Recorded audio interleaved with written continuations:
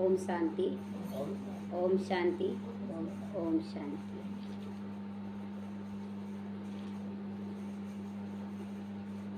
आज बाबा कह रहा है मन को तंदुरुस्त रखने के लिए बीच बीच में आज बाबा कह रहे हैं मीठे बच्चे, शांति धाम पावन आत्माओं का घर है। साधारण पास नहीं है कि एकदम पवित्र केवल बाहर से पवित्र बन गया कोई और ले जाएगा बाबा। नहीं, बिना पावन बनाए मन और तन दोनों को पावन बनाकर परम धाम ले जाएगा। क्योंकि जब परम धाम से भी आत्माएं नीचे उतरेंगी तो एकदम पावन उतरेगी, कोई उसमें अपवित्रता का अंश नहीं रहेगा जब पहली बार जब आत्माएं आएंगी। और इसीलिए कहते हैं ना कि मुक्ति में जाकर फिर जीवन मुक्ति में ही आएंगी। कोई भी आत्मा शुरुआत में उनको दुख नहीं होगा। तो इसीलिए शांति धाम पावन आत्माओं का घर है। उस घर में चलना है तो पहले संपूर्ण पावन बनो। अगर शांति धाम भी सबको जाना रहेगा ना तो उसके लिए भी संपूर्ण पावन चाहिए। तो क्यों ना हम वैकुंठ का ही तैयारी कर लें जाने के लिए, बाबा की याद में रहकर पावन बन जाएं। प्रश्न है, बाप सभी बच्चों से कौन सी गारंटी करते हैं? बाबा गारंटी देता है। उत्तर है, मीठे बच्चे तुम मुझे याद करो तो मैं गारंटी करता हूँ बिगड़ सजा खाए तुम मेरे घर में चलोगे। अगर बाबा की बात मान लेंगे तो बिना सजा खाए बाबा ले जाएगा। सजा क्या है? आप देहधारियों में फंसे हुए हैं, मेरा बेटा, मेरा पति, मेरा ये, जबकि वो जान रहे कि वो आज न कल शरीर छोड़ेगा, बीमार होगा, अपना हिसाब किताब चुकतू करेगा, फिर भी आप फंसे हुए हैं। तो बाबा दुख नहीं दे रहा है, लेकिन जब उसको तबीयत खराब होगा या वो शरीर छोड़ेगा तो आप दुखी हो जाएंगे, और दुखी होंगे तो ये सजा है। तो इसीलिए बाबा कह रहा डिटैच हो जाओ। तुम एक बाप से दिल लगाओ। इस पुरानी दुनिया को देखते हुए भी नहीं देखते हुए भी इसी पे तो मेहनत करना है, छूटता ही नहीं।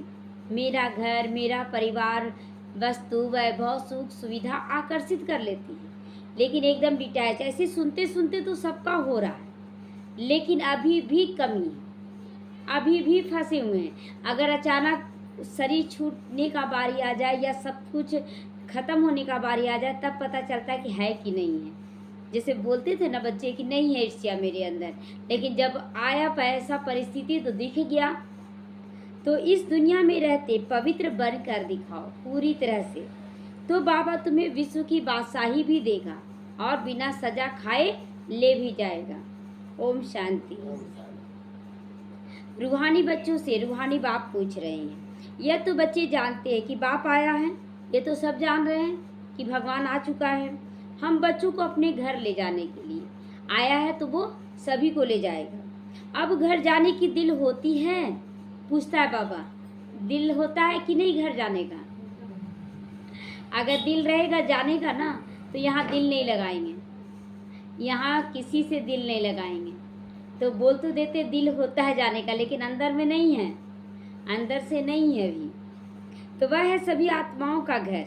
यहाँ सब जीव आत्माओं का घर एक नहीं है, वहाँ एक ही जगह है, और यहाँ पर घर अलग अलग है सबका। तो यह तो समझते हो बाप आया हुआ है, तो यह तो समझती हो कि बाप आया हुआ है। निमंत्रण पर बुलाया है बाप को।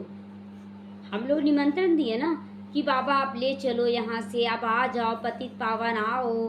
तो बाप को हम लोग निमंत्रण दिए, और ये नहीं जानते थे कि बाबा महाकाल है।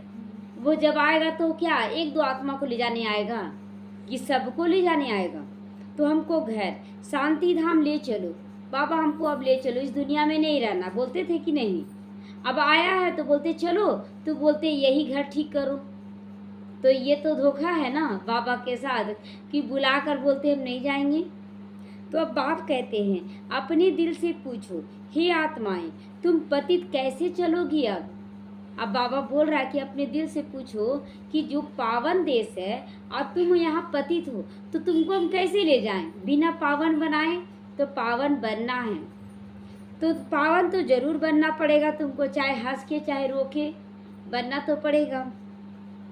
तो अब घर चलना है और कोई बात नहीं कहते। अब क्लियर बाबा कह रहा है कि अब घर चलना है और पावन भी बनना है। तो भक्ति मार्ग में तुमने इतना समय पुरुषार्थ किया, किसके लिए? मुक्ति के लिए, मुक्त हो जाए इसलिए पुरुषार्थ करते थे। तो अब बाप पूछते घर चलने का विचार है है कि नहीं घर चलने का विचार? है तो देहधारियों से लगाओ, कोई शिकायत नहीं ना होना चाहिए, कुछ नहीं, वस्तु वैभव से कुछ नहीं। तो बच्चे कहते हैं बाबा इसके लिए तो इतनी भक्ति की है, हमको तो जाना है। यह भी जानते हो जो जीव आत्माएं हैं सबको ले जाएंगे, छोड़ेंगे किसी को नहीं, ये तो सब जान रहे हैं। परंतु पवित्र बनकर घर जाना है, फिर पवित्र आत्मा ही पहले पहले आती हैं। अब पवित्र आत्माएं घर में नहीं रह सकती। अभी जो भी करोड़ों आत्माएं सबको घर जरूर जाना है। जितनी करोड़ आत्माएं 850 करोड़ लगभग है, सबको बाबा ले जाएगा। उस घर को शांति धाम वानप्रस्थ भी कहा जाता है। हम आत्माओं को पावन बनकर पावन शांति धाम जाना है। बस तैयारी कहाँ का सभी आत्माओं को करवाना है? शांति धाम का। केवल बाबा को जो पहचानते जो बच्चे, उनका तैयारी बैकुंठ का चलता है। तो बस कितनी सहज बात है। वह है पावन शांति धाम आत्माओं का घर। जब बाबा इतना क्लियर बता दे रहा है, फिर क्यों फंसना है किसी भी चीज में? तो वह पावन सुख धाम जीव आत्माओं का बैकुंठ है। सुख धाम जो जीव आत्माओं का है, परम धाम है शांति धाम, जहाँ केवल आत्माओं का घर है। तो यह पतित दुख धाम है जीव आत्माओं का। इसमें मूंझने की तो बात ही नहीं है, इतना क्लियर समझा रहा बाबा, तो इसमें मूंझना है क्या? शांति धाम जहाँ सब पवित्र आत्माएं निवास करती हैं, वह आत्माओं की पवित्र दुनिया, वाइसलेस निर्विकारी इनकॉर्पोरियल वर्ल्ड। बाबा कहता है इनकॉर्पोरियल वर्ल्ड है, जहाँ पर कोई मतलब हलचल नहीं होता, कोई ड्रामा नहीं होता, कुछ नहीं, वहाँ बस आत्माएं जाकर बैठ जाती है। यह पुरानी दुनिया, सब जीव आत्माओं यहाँ पर आ चुकी हैं, सारी जीव आत्माएं टोटल जो यहाँ पर पुरानी दुनिया में आ चुकी है। नई दुनिया में भी सारी आत्माएं नहीं रहेंगी, लेकिन पुरानी दुनिया में टोटल आत्माएं रहती हैं। सब पतित हैं, अब बाप आए हैं आत्माओं को पावन बनाकर पावन दुनिया शांति धाम में ले जाने। शांति धाम में तो सबको ले जाएंगे। फिर जो राजयोग सीखते हैं वही पावन सुख धाम में आएंगे। जो राजयोग अपने ऊपर राज्य करना सीख लिए, जो दिलों पर राज करना सीख लिए, वही सुख धाम में जाएंगे। यही राजयोग है। तो यह तो बहुत सहज, इसमें कोई भी बात का विचार नहीं चाहिए करना। क्यों करें, क्या करेंगे, छोड़ें कि नहीं छोड़ें, विनाश होगा कि नहीं होगा, ये सब विचार क्यों? भगवान बता रहा है तो होना ही है। तो बुद्धि से ये सब समझना होता है। हम आत्माओं का बाप आया हुआ है, ये कैसे पता चला? अनुभव से महसूस किए कि भगवान पढ़ा रहा है। तो हमको पावन शांति धाम में ले जाने आया है। वहाँ जाने का रास्ता जो हम भूल गए थे, सो अब बाप बता रहे हैं। कल्प कल्प ऐसे ही आकर कहता हूँ, हे बच्चे मुझसे बाबा को याद करो। कल्प कल्प आकर बाबा कहता है। सभी का सदगति दाता एक सदगुरु है, वही आकर बच्चों को पैगाम अथवा श्रीमत देते हैं। बच्चों अभी तुमको क्या करना है बताओ? इतना सुनने के बाद क्या करना है? फंसना है? नहीं फंसना है। फंसेंगे आप खुद दुखी होंगे। आधा कल्प तुमने बहुत भक्ति की है, दुख उठाया है, खर्चा करते करते कंगाल बन चुके हो। आज कंगाल बन गए थे तभी तो बाबा से आए मिलने के लिए। तो आत्मा भी सतो प्रधान से तमो प्रधान बन गए। आत्मा के अंदर भी कोई ताकत नहीं है। अगर आप बाप को छोड़कर भी जाते हैं तो भी ना घर के ना घाट के रहेंगे। तो इसीलिए बाबा कह रहा है, क्लियर समझा रहा है। बस ये थोड़ी सी बात समझने की है कि अगर तुम छोड़कर जाते हो तो फिर भी जाओगे कहाँ? लौट कर बुद्धू घर को आएंगे, फिर लौट के आएंगे। तो अब घर चलना है या नहीं चलना है? तो होंगे डिटैच सब चीज़ों से। हाँ बाबा जरूर चलना है। बच्चे भी बोलते हैं हाँ बाबा जरूर चलना है। वह हमारा स्वीट साइलेंस होम है, बहुत मीठा बहुत प्यारा है, लेकिन साइलेंस का घर है। तो यहाँ साइलेंस में रहना, यह भी समझते हो बरोबर। अभी हम पतित हैं, इसीलिए जा नहीं सकते हैं, इसीलिए जा नहीं सकते, उड़ नहीं सकते जब तक आप पवित्र नहीं बनेंगे। अब बाप कहते मुझे याद करो, तुम्हारे पाप कट जाएंगे। कल्प कल्प मैं यही पैगाम सबको देता हूँ। अपने को आत्मा समझो। यह देह तो खलास हो जाने वाला है, खत्म हो जाएगा। बाकी आत्माओं को वापस ले जाना है। उनको कहते हैं निराकारी दुनिया। सब निराकारी आत्माएं वहाँ रहती हैं। वह घर आत्माओं का है। निराकार बाप भी वहाँ रहते हैं। बाप आते हैं सबसे पिछाड़ी में, मतलब टोटल आत्माएं आ जाती है, तब बाप को आना पड़ता है, क्योंकि फिर सबको वापस ले जाना रहता है। एक भी पतित आत्मा यहाँ वहाँ रहती नहीं। बाबा कहता है एक भी पतित आत्मा वहाँ जा नहीं सकती है, वहाँ नहीं रह सकती है। इसमें कोई मूंझने या तकलीफ की बात नहीं है, इसमें मूंझना नहीं है कि पतित नहीं जाएगा तो कैसे हम लोग पतित बने रहेंगे, तो हम नहीं जाएंगे। बहुत बच्चे ऐसा सोचते हैं कि हम पति पावन बनेंगे ही नहीं, जब पावन नहीं बनेंगे तो अपने बाबा ने ले जाएगा, लेकिन बाबा छोड़ देगा। चारों तरफ से परिस्थितियां आएंगी, अंत में वो बोले भगवान आप जो कहोगे सो हम करेंगे। लास्ट में यही शब्द निकलेगा, बाबा आप जो कहोगे वही हम करेंगे, लेकिन हमको अब ले चलो, मुक्त कर दो। जब मरणासन में रहते हैं तो अब देखते हैं ना कितना वो क्षमा याचना करते अंदर ही अंदर, हमको ले चलो भगवान, हम नहीं रहना चाहते हैं अब, तो वही स्थिति आ जाएगा। तो तकलीफ की बात अभी नहीं दे रहे हैं बाबा, इसलिए मूंझना नहीं है, सब बात क्लियर कर दे रहे हैं। गाते भी हैं, हे पतित पावन आकर हमको पावन बनाकर साथ ले चलो। हम लोग गाते थे, सबका बाप है ना, तो सबको राय दे रहे हैं। फिर जब हम नई दुनिया में पाठ बजाने आते हैं तो बहुत थोड़े रहेंगे, क्योंकि सब राजयोग नहीं सीख पा रहे हैं। ब्राह्मण आत्माओं के अंदर भी राजयोग नहीं है, तो बाकी इतनी करोड़ आत्माएं कहाँ जाकर रहती है, यह भी जानते हो। सतयुग में थोड़ी जीवात्माएं थी, छोटा सा झाड़ था, फिर धीरे धीरे वृद्धि को पाता चला गया। झाड़ में अनेक धर्मों की वैरायटी आ गई, उनको ही कल्प वृक्ष कहा जाता है। पेड़ पहले एकदम सीधा होता है, उसके बाद टाल टाली निकलता है। ये किसका प्रतीक, आखिर नीचे से क्यों नहीं टाल टाली निकला, ये भी सोचने की बात है कि जब इतना थोड़ा सा हो जाता है उसके बाद निकलता है। तो ये लक्ष्मी नारायण और सीताराम का पाठ हो गया, तब अलग अलग धर्म वाले आते हैं टाल टालियों के रूप में। कुछ भी अगर नहीं समझते हो तो पूछ सकते हो। इतना मुरली चला तो कुछ ऐसा बात है जो नहीं समझ में आ रहा, तो बाबा बोलता है पूछ सकते हो। कई कहते बाबा हम कल्प की आयु 5000 वर्ष है, कैसे मान लें, कैसे मान लें। अरे बाप तो सत्य ही सुनाते ना, चक्र का हिसाब बताया है ना बाबा ने, आप शास्त्रों के अनुसार भी देख लीजिए, देखिए पूरा क्लियर की है। उषा दीदी भी ना सारा शास्त्रों को लाकर क्लियर की है कि 5000 साल, क्राइस्ट के 3000 पहले था सतयुग, स्वर्ण युग उनके हिसाब से भी था। हर शास्त्र में कुछ ना कुछ इसका डिटेल लिखा हुआ है कि 5000 साल का है।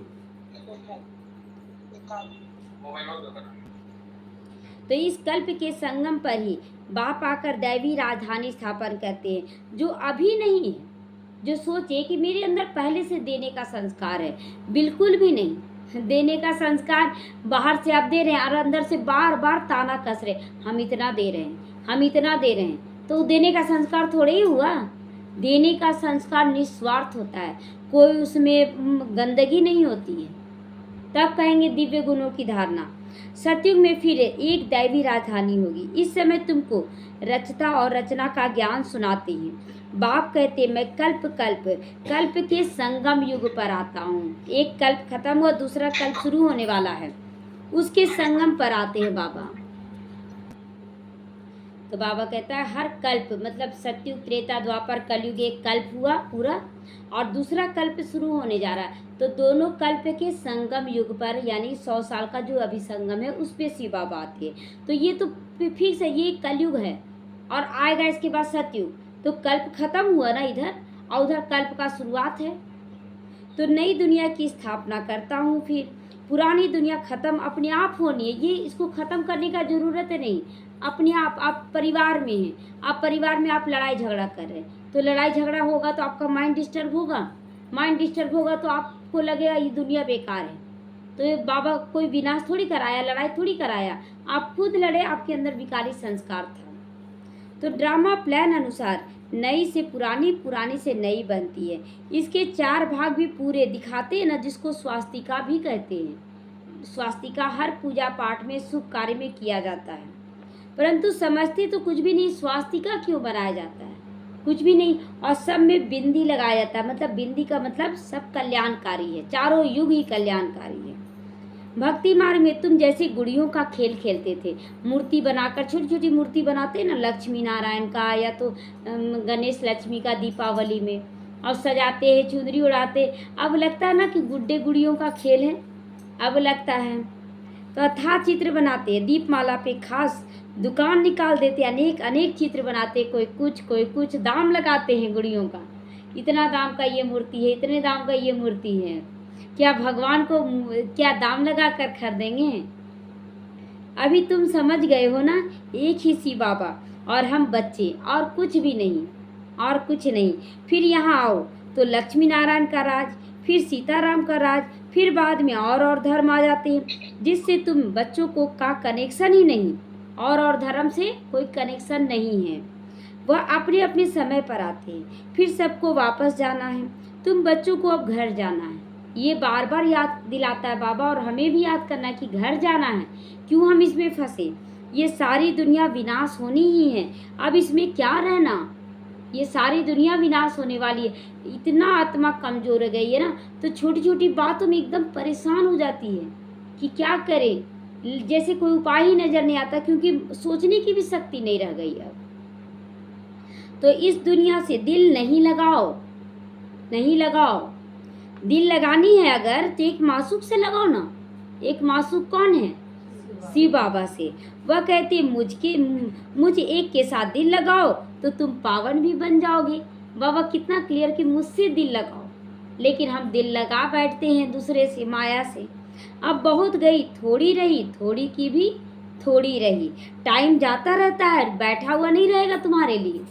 टाइम तो अपने टाइम पर 88 साल पार हो गया ना, 100 साल का संगम योग में नहीं रहे होंगे तो फिर अंत में बहुत बहुत पश्चाताप करोगे, सजा खाओगे, और पद भी भ्रष्ट हो जाएगा, पद भी भ्रष्ट हो जाएगा। यह भी तुमको अभी मालूम पड़ा है कि अपना घर छोड़े हमको कितना समय हो गया है। अभी तक पद कैसे भ्रष्ट होगा? अभी तक जैसे सबको सुना रहे थे कि आत्मा है, सब आत्मा है, देहधारियों से रिश्ता तोड़ दो। और जब घर में किसी का शरीर छूट जाए हम रोने लगे तो दुनिया वाले क्या बोलेंगे? बड़ा ज्ञान देती थी, अपने पर भी था, तो पद कम हो गया ना। यही पद कम हो जाना है। लोग आपको ऐसे तो ऊपर उठाएंगे, बहुत अच्छा ज्ञान दे रहे, जैसे ही आप कुछ ज्ञान के अनुसार नहीं किए तो आप नीचे गिर जाएंगे। इसलिए सोच समझ कर हर कार्य करें। तो घर जाने के लिए माथा मारते हैं ना लोग, बाप भी घर में ही मिलेगा, बाप भी घर में ही मिलेगा। तो घर में या तो क्लास में मिलेगा, बाहर में नहीं। बाबा को याद करेंगे तो यादों में मिलेगा, लेकिन आप परम धाम जाएंगे तो मिलेगा, सतयुग में नहीं मिलेगा। मुक्ति धाम में जाने के लिए मनुष्य कितनी मेहनत करती हैं, उसको कहा जाता है भक्ति मार्ग। अभी भक्ति मार्ग खलास होना है, ड्रामा अनुसार भक्ति भी खत्म हो जाएगा। क्या कहते थे, कितना तो भक्ति किए, कहाँ कुछ होता है। तो भक्ति को खत्म किए एक समय। अभी मैं तुमको घर ले जाने के लिए आया हूँ, जरूर ले जाऊंगा, ये फाइनल है, ले जाऊंगा जरूर, ये बाबा का फाइनल डिसीजन है। जितना जो पावन बनेंगे वो उतना ऊंचा पद पाएंगे। तो पावन बनना है, इसमें मूंझने की बात नहीं कि पावन कैसे बनना है। बाबा रोज मुरली चला रहा है, कैसे पावन बनना है। बाप कहते बच्चे तुम मुझे याद करो, मैं गारंटी करता हूँ तुम बिगड़ सजा के घर चले जाओगे। याद से तुम्हारे विक्रम भी विनाश हो जाएंगे। अगर याद नहीं करेंगे तो सजा खानी पड़ेगी और पद भी भ्रष्ट हो जाएगा। तो हर 5000 वर्ष के बाद मैं यही आकर समझाता हूँ कि बच्चे मुझे याद करो, मुझे याद करो। तो मैं अनेक बार तुमको वापस ले जाने के लिए आता हूँ। अनेक मतलब हर कल्प खत्म होता है, बाबा आता है। तुम बच्चे ही हार जीत का पाठ बजाते हो, फिर मैं आता हूँ ले जाने। यह पतित दुनिया है, इसीलिए बाबा कहता है अनेक बार तुम ये पाठ बजाते हो। यह है पतित दुनिया, इसीलिए गाते हैं ना, पतित पावन आओ, इसलिए गाते हैं। ये पतित दुनिया, पावन दुनिया में पावन बाबा नहीं आएगा पावन बनाने। यहाँ पतित है और पावन को बुलाते, इसलिए हे पतित पावन नाम पड़ गया। तो हम विकारी पतित है, आकर निर्विकारी पावन बनाओ। यह है ही विकारी दुनिया। अब तुम बच्चों को संपूर्ण निर्विकारी तो बनना पड़ेगा। जब बाबा आया तो अपने समान ही बनाएगा ना, बेईमान बनाकर ईमानदार पिता बेईमान नहीं बनाएगा। तो जो पीछे आते वह सजा खाकर जाएंगे। इसीलिए फिर आते भी ऐसी दुनिया में जहाँ 2 कला कम हो जाती है। अगर आप सजा खाकर जाते हैं तो बाबा कहता है कि फिर आप त्रेता युग में पहुंच जाएंगे, सतयुग के लायक नहीं होंगे जो सजा खाकर बनेगा। इसलिए सजा खाना है क्या? सजा क्या है? आपका धन संपत्ति छीन जाएगा, आपको अचल अडोल रहना है, आपका परिवार शरीर छोड़ देगा, आपको अचल अडोल रहना है। अगर नहीं रहे तो सजा खाकर यानी रोना धोना करके जाएंगे। तो आप समझ लीजिए कि आप कहाँ के जाएंगे? त्रेता युग में। तो उनको संपूर्ण पवित्र तो नहीं कहेंगे, गंदगी से गए, सजा खाकर रो पीट के गए। इसीलिए आप पुरुषार्थ भी पूरा करो। बाबा चेतावनी, सावधानी, समझानी सब दे रहा है। ऐसा ना हो कि कम पद हो जाए।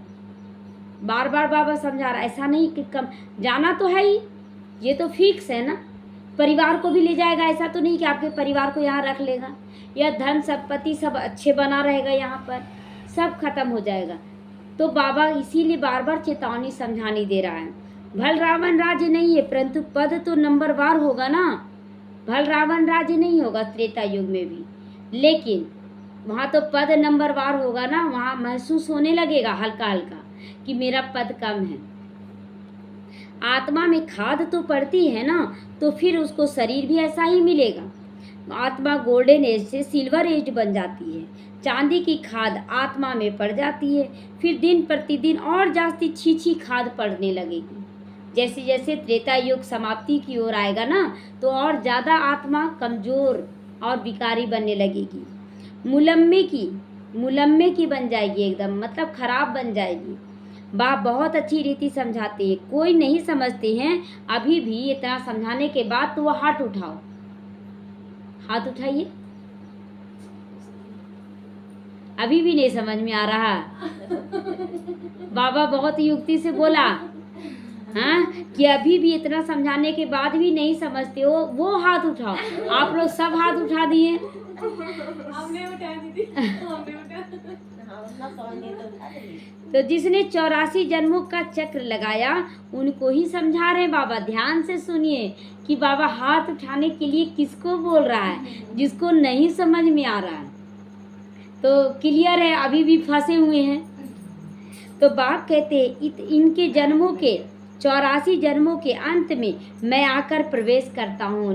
ब्रह्मा बाबा जो 84 जन्म पूरे किए, उनके अंतिम जन्म के बाद पूरा उनके तन में आए, मतलब 84 जन्म 60 साल जी लिए, तब बाबा प्रवेश किया। इनको ही फिर पहले नंबर में आना है। जो पहले था वो लास्ट में है। जो पहले था कृष्ण की आत्मा जब ब्रह्मा बनी तो वो लास्ट समय था कलयुग का, वो संगम युग में आ गया। तो उनको ही पहले नंबर में फिर जाना है। जो बहुत जन्मों के अंत में पतित बन गया, मैं पतित पावन उनके शरीर में आता हूँ। जो सबसे पहले पतित बना, सबसे ज़्यादा बना, उनके तन में बाबा आता है, उनको पावन बनाता हूँ। कितना क्लियर कर समझाता हूँ, फिर भी हाथ उठा देते हो। बाप कहते हैं मुझे याद करो, तुम्हारे पाप भस्म हो जाए। पाप भस्म हो जाएंगे। गीता का ज्ञान तो तुमने बहुत सुना और सुना लिया, परंतु उनसे तुम्हारी सदगति तो नहीं हुई। इतना गीता का ज्ञान सुने कि कृष्ण ऐसे ज्ञान दिए, राम ऐसे करके गए, लेकिन सदगति हुआ किसी का? यहाँ पर तो बाबा सदगति देगा ही देगा। कैसे देगा? चाहे आप प्यार से माने, चाहे तो सजा खाकर। सजा मिल जाता है ना, तुरंत सजा मिलने लग जाता है। क्योंकि जैसे ही बाबा छोड़ता है ना, माया आ जाती है और माया आपको सजा देती है। दो बहुत सूक्ष्म खेल चल रहा है जिसको हम लोग नहीं पहचान पाते हैं। हम सोचते हैं ना कि बाबा को छोड़े तो परिवार अच्छा। परिवार एक माया है, अभी सबके अंदर विकार भरा हुआ है, वो आपको सुख कैसे देगा? तो तुमने सदगति को नहीं पाया है।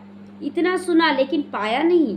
बहुत सन्यासियों ने तुमको मीठी मीठी आवाज़ में शास्त्रों का ज्ञान सुनाया, जिस आवाज़ को सुनकर बड़े बड़े आदमी जाकर इकट्ठे हो जाते। कन रस है ना, कानों का रस है सुनने का कि बहुत अच्छा। देखते कितना भीड़ उमड़ पड़ता है आज शास्त्रवादियों के पास।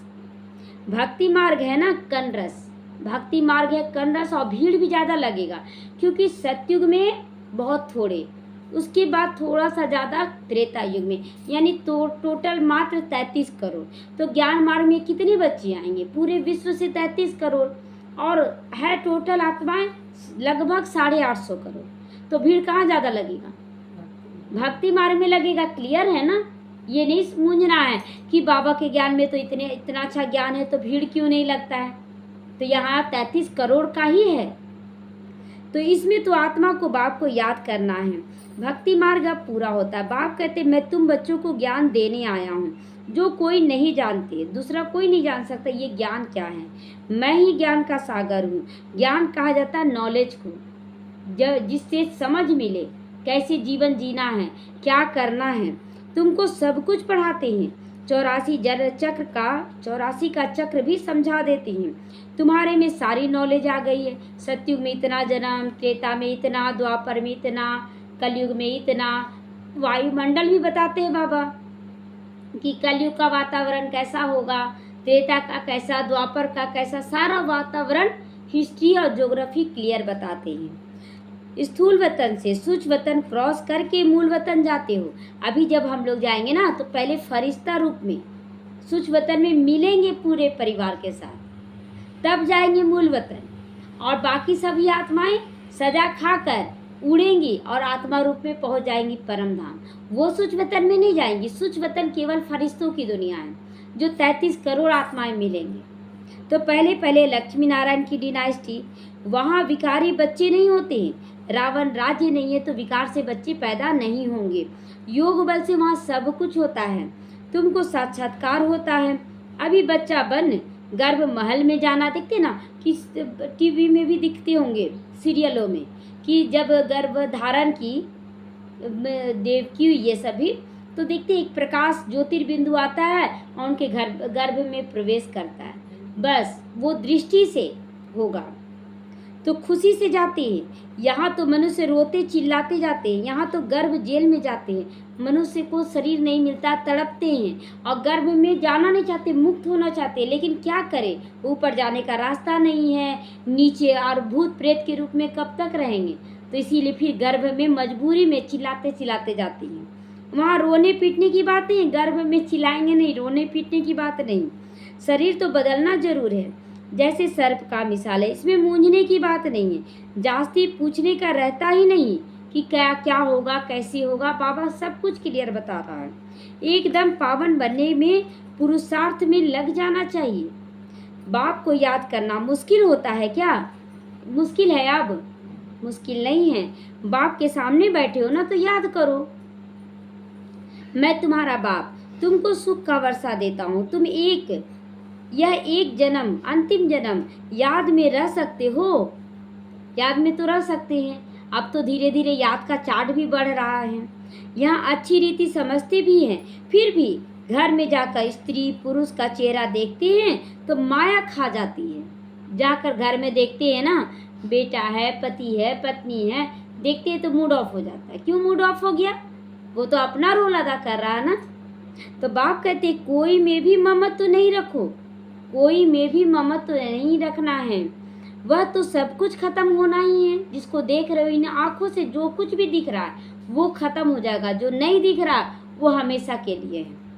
तो याद तो एक बाप को करना है। चलते फिरते बाप और अपनी राजधानी को याद करो। अब परम धाम को भी नहीं, हमें राजधानी को याद करना है। दैवी गुण धारण करना है। सत्युग में यह गंदी चीजें, मांस आदि होता नहीं जो तुम खा जाते हो। मांस खाते हैं कोई भी? तो बाबा कहता वहाँ नहीं चलेगा ये सब। बाप कहते विकारों को भी छोड़ो, खान पान को भी छोड़ो। हम तुमको विश्व की बादशाही देता हूँ। कितनी आमदनी होती है तो क्यों ना पवित्र रहें। पवित्रता में बहुत आमदनी होती है। आज साधु सन्यासी आता है तो लोग पैर क्यों छूता है? क्योंकि वो पवित्र है। वो भी तो आदमी है। तो एक साधारण आदमी और उसमें क्या अंतर हो गया?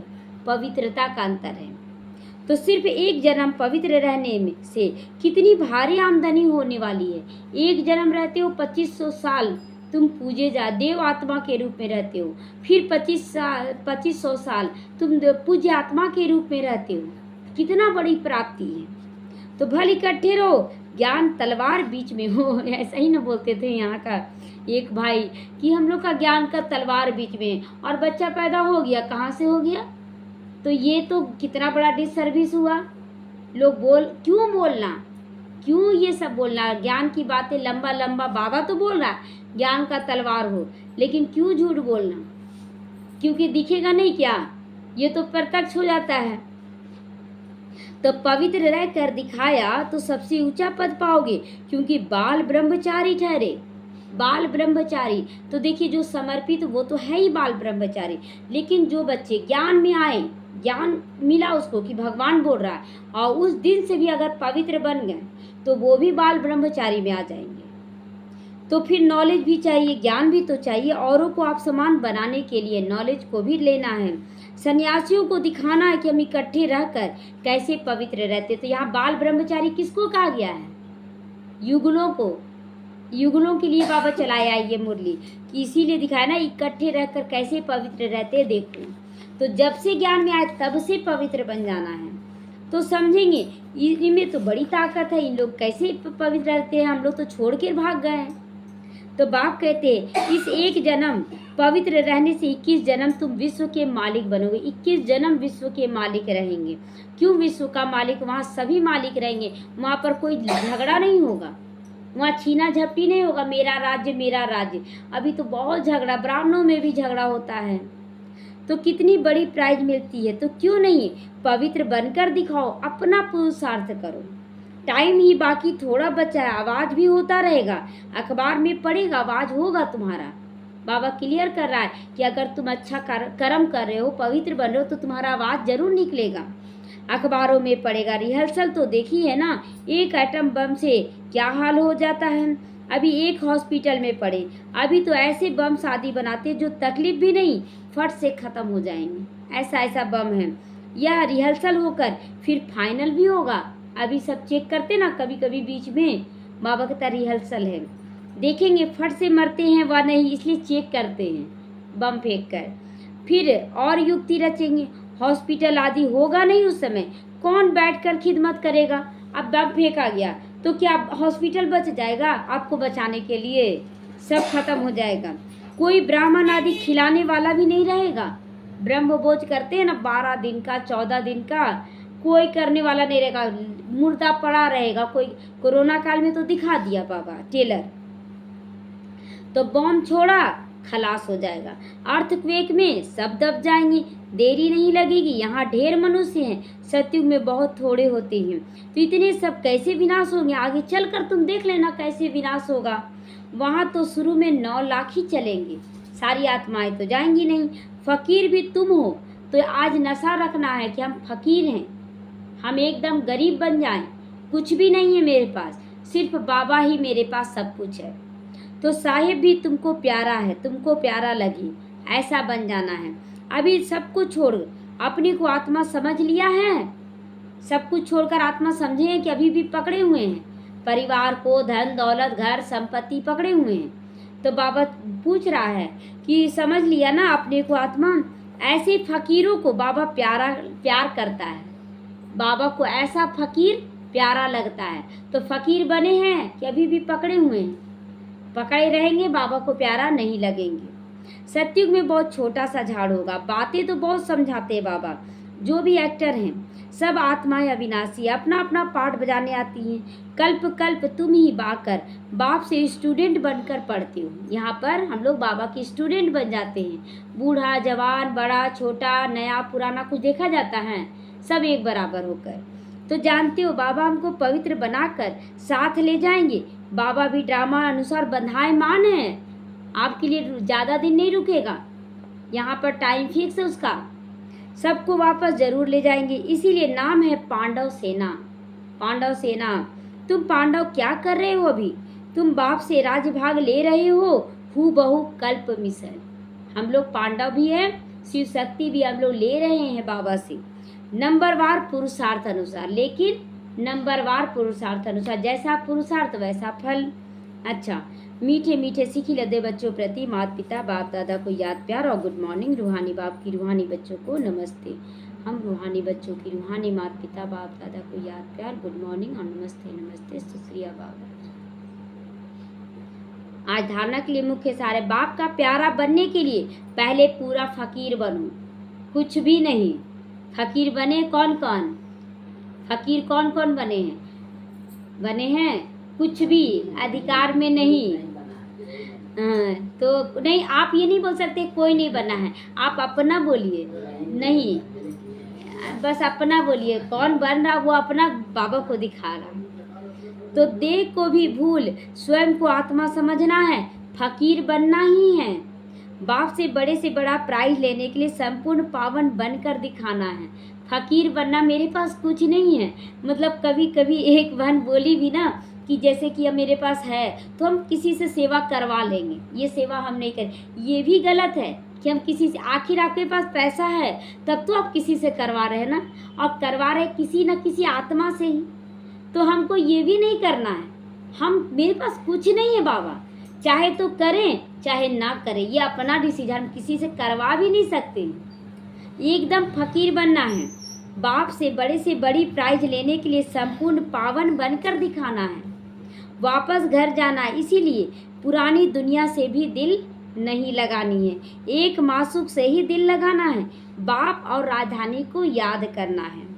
वरदान है, ब्राह्मण जीवन में सदा चीयरफुल और केयरफुल मूड में रहने वाले कंबाइंड रूपधारी बनो। कंबाइंड रूपधारी, कंबाइंड देखिए कि अपना देवताई स्वरूप को भी कंबाइंड कर ले, बाबा को कंबाइंड कर ले, एकदम निर्विकारी स्वरूप फरिश्ता स्वरूप को कंबाइंड कर ले, तो बाबा कहता वो हमेशा चीयरफुल निश्चिंत भी रहेगा और अपने ऊपर केयर भी रहेगा कि कहीं कुछ गलत ना हो जाए हमसे। यदि किसी भी परिस्थिति में प्रसन्नता की मूड परिवर्तन होती है तो उसे सदा काल की प्रसन्नता नहीं कहेंगे। अगर आप मूड ऑफ कर लेते हैं, उदास हो जाते हैं, निराश, अभी आप नहीं बने हैं। ब्राह्मण जीवन में सदा सदा शब्द लगाता है बाबा, चीयरफुल और केयरफुल मूड हो, सदा अपने ऊपर पूरा टेंशन हो कि हम निश्चिंत हैं, हम खुश हैं, बाबा का कार्य चल रहा, मुझे बस खुश रहना हर हाल में। तो मूड बदलना नहीं चाहिए। जब मूड बदलती है तो कहते हैं मुझे एकांत में रहने दो, हमको किसी से बात नहीं करना, अभी बोलते हैं ना, अभी हमको अच्छा नहीं लग रहा है। क्यों अच्छा नहीं लग रहा? मूड खराब की इसलिए अच्छा नहीं लग रहा है। तो आज मेरा मूड ऐसा है। मूड बदलती तब है जब तुम अकेले होते हो। बाप के साथ कभी मूड खराब नहीं होगा। सदा कंबाइंड रूप में रहो, मूड नहीं बदलेगा। स्लोगन है, कोई भी उत्सव मनाना अर्थात याद और सेवा के उत्साह में रहना। बाबा कोई भी उत्साह मनाना मतलब उमंग उत्साह में रहना, तब तो मनाएंगे ना। अगर आप उदास रहेंगे तो आपको मनाने में भी मन नहीं लगेगा। तो इसीलिए बाबा बार बार कहता है कि बच्चे उत्सव भी मनाना है, लेकिन अंदर से उमंग उत्साह के साथ मनाना है। बस मना रहे हैं, चलो खुश है, अंदर से खुश नहीं है, नहीं, हमेशा खुश रहना है। ओम शांति।